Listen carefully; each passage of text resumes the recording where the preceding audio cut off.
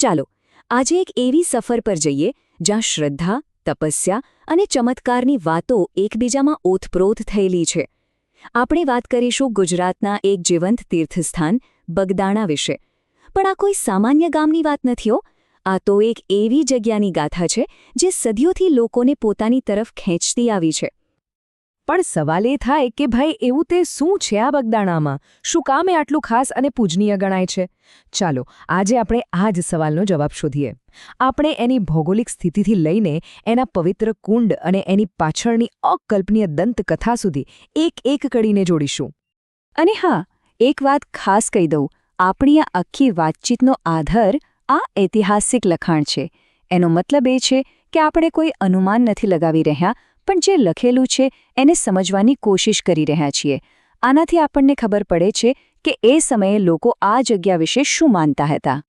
તો ચાલો શરૂઆત કરીએ એકદમ પાયાની વાતથી. કોઈ પણ પવિત્ર સ્થાનની ગાથા સમજતા પહેલા એ જાણવું જરૂરી છે કે એ જગ્યા આખરે છે ક્યાં? તો બગદાણા આવ્યું ક્યાં? જો આપણું જે મૂળ લખાણ છે ને એ કહે છે કે આ ગામ ભાવનગર શહેરથી લગભગ 37 માઇલ દૂર દક્ષિણ-પશ્ચિમ દિશામાં આવેલું છે. આ જગ્યા બરાબર યાદ રાખજો, કારણ કે આખી વાર્તાનો સ્ટેજ આ જ છે. સારું, જગ્યા તો ખબર પડી ગઈ, પણ આ સ્થાનની જે અસલી ઓળખ છે એના ગામના મકાનોમાં નથી, પણ ત્યાં વહેતી નદીઓમાં છે. ચાલો હવે સીધા એ પવિત્ર જગ્યા પર પહોંચીએ જ્યાં તીર્થનું દિલ છે.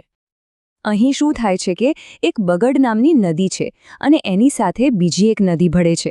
અને આપણે સૌ જાણીએ છીએ કે ભારતમાં જ્યાં પણ નદીઓનો સંગમ થાય એ જગ્યા આપોઆપ પવિત્ર બની જાય છે. બસ બગદાણાની આખી આધ્યાત્મિક શક્તિનો સ્ત્રોત જ આ સંગમ છે. અને જ્યાં પ્રકૃતિ આટલી પવિત્ર હોય ત્યાં માણસની શ્રદ્ધા કેમ પાછળ રહે? બરાબર આ સંગમના કિનારે જ બગદાલેશ્વર મહાદેવનું એક જૂનું મંદિર છે.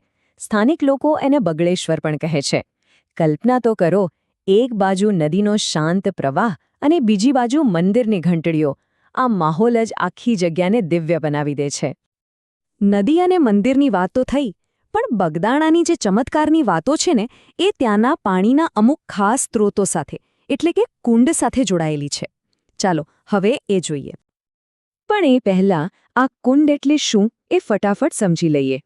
કુંડ એટલે એમ સમજો કે તીર્થસ્થાનો પર બનાવેલો એક પવિત્ર પાણીનો ટાંકો, જેનું ધાર્મિક મહત્વ બહુ હોય છે અને શુદ્ધિકરણનું પ્રતીક માનવામાં આવે છે. હવે જુઓ, આ સ્લાઇડ બહુ રસપ્રદ છે. અહીં 2 મુખ્ય કુંડની વાત છે. પહેલો છે ગંગાજળિયો કુંડ. આ કુંડ સીધો મંદિરના દેવની નીચે જ છે અને એમાં ગૌમુખમાંથી પાણી સતત આવ્યા કરે છે. અને બીજો છે ત્રિવેણી કુંડ, જે નામ પ્રમાણે જ નદીઓના સંગમ પર બનેલો એક મોટો કુંડ છે. આ ખાલી પાણીના ટાંકા નથી હો, આ તો શ્રદ્ધાના જીવતા જાગતા કેન્દ્રો છે. આ બધી જગ્યા અને બાંધકામની વાતો તો થઈ ગઈ, પણ આનાથી એ નથી સમજાતું કે લોકો આટલા દૂર દૂરથી અહીં શું કામ આવે છે. બગદાણાની જે અસલી તાકાત છે ને એ એની દંતકથામાં છુપાયેલી છે. ચાલો હવે વાર્તાના મૂળમાં ઉતરીએ. તો ફરી પાછા એ જ સવાલ પર આવીએ. આ જગ્યા આટલી ચમત્કારિક કેમ ગણાય છે? એવું તો શું થયું હતું અહીંયા? આનો જવાબ એક ઋષિની એવી તપસ્યામાં છે ને કે જેની આપણે કલ્પના પણ ના કરી શકીએ. અને આ રહ્યો આખી વાતનો સાર. જે લખાણ આપણી પાસે છે એમાં લખ્યું છે કે અહીં બગદાલવ નામના એક ઋષિ હતા અને એમણે જન્મથી લઈને ભગવાન રામના અવતાર સુધી અન્ન જળનો એક દાણો લીધા વગર તપ કર્યું હતું. વિચાર તો કરો, આ તો માનવ શક્તિની બહારની વાત છે. અને કહેવાય છે કે બસ આ જ કઠોર અલૌકિક તપસ્યાની શક્તિએ આ ધરતીને પાવન કરી છે અને એને એક મહાન તીર્થ બનાવ્યું છે. આટલી અદ્ભુત વાત જાણ્યા પછી ચાલો એ પણ જોઈએ કે જેણે આ લખ્યું છે એ પોતે આ દંતકથાને કઈ રીતે જુએ છે. આ સમજવું બહુ જ જરૂરી છે. આ વાક્ય જુઓ, કેટલી સરસ રીતે વાત મૂકી છે. લખનાર પોતે માને છે કે શાસ્ત્રો પ્રમાણે તો રામનો એક જ અવતાર થયો હતો, પણ સાથે સાથે એ પણ કહે છે કે આવી અકલ્પનીય વાતો આપણને લોકકથાઓમાં અને ક્યારેક તો પુરાણોમાં પણ મળી આવે છે. આમાં કેવું છે કે શ્રદ્ધાનું પણ સન્માન છે અને શાસ્ત્રનું પણ.